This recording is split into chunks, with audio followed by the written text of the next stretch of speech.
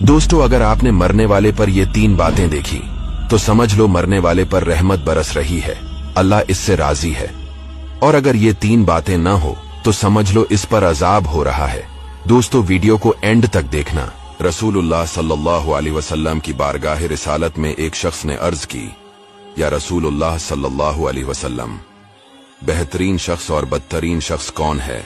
आपने इरशाद फरमाया, बेहतरीन शख्स वो है जो लंबी उम्र पाए और अच्छे अमल करता रहे, और बदतरीन शख्स वो है जो लंबी उम्र पाए और गुनाहों में मशगूल रहे। हदीस शरीफ में है, मौत का फरिश्ता हर घर के हर फर्द को रोजाना 5 मर्तबा गौर से देखता है।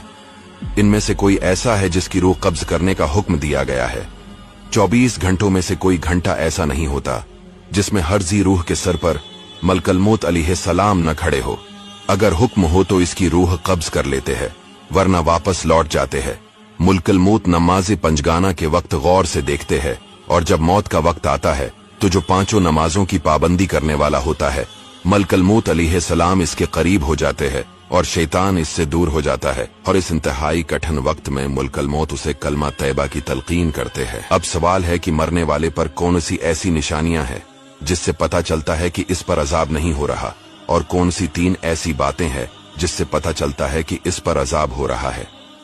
हजरत सलमान फारसी रदियल्लाहु ताला अन्हु बयान करते हैं, मैंने रहमती कौनैन सल्लल्लाहु अलैहि वसल्लम को इरशाद फरमाते सुना, मरने वाले की 3 बातें देखो। अगर उसकी पेशानी पर पसीना आ जाए, आंखों में आंसू भर आएं और नीथने फूलें, तो ये अल्लाह की रहमत है जो इस पर नाजिल हो रही है। और अगर जवान ऊंट के गला घटने की सी आवाज निकले, रंग फीका पड़ जाए और मुंह से झाग निकलने लगे, तो ये अल्लाह का अजाब है जिसमें वो मुब्तला है। हजरत अलकमा रहमतुल्लाह अपने भतीजे की मौत के वक्त इनके पास गए तो देखा भतीजे की पेशानी से पसीना निकल रहा है। आप मुस्कुरा दिए। किसी ने पूछा किस वजह से मुस्कुराए?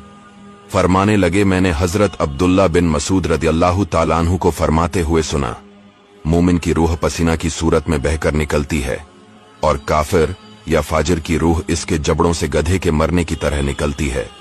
मोमिन ने कोई गुनाह किया हो तो मौत के वक्त इस पर सख्ती की जाती है ताकि वो गुनाह का कफारा किया जाए, और काफिर या फाजिर ने कोई नेकी की हो तो मौत के वक्त उस पर आसानी की जाती है ताकि इसका बदला यही मिल जाए। हुजूर अलैहिस्सलाम से मौत के बारे में फरमाया गया तो इरशाद फरमाया, मौत का सबसे बड़ा झटका तलवार की 100 ज़रबों के बराबर है।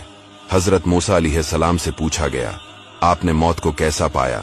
जवाब दिया, इस शाख की मानंद जिसके साथ बहुत से कांटे हो, और उसे मेरे पेट में दाखिल कर दिया गया हो, फिर इसे खींचकर मेरे पेट से निकाला गया हो। मरवी है कि नबी अलैहिस्सलाम ने हजरत मुल्कल मौत से पूछा, तुम्हारा कोई कासिद नहीं है जिसको अपने आने से पहले भेज दिया करो ताकि लोग मौत से डर जाएं?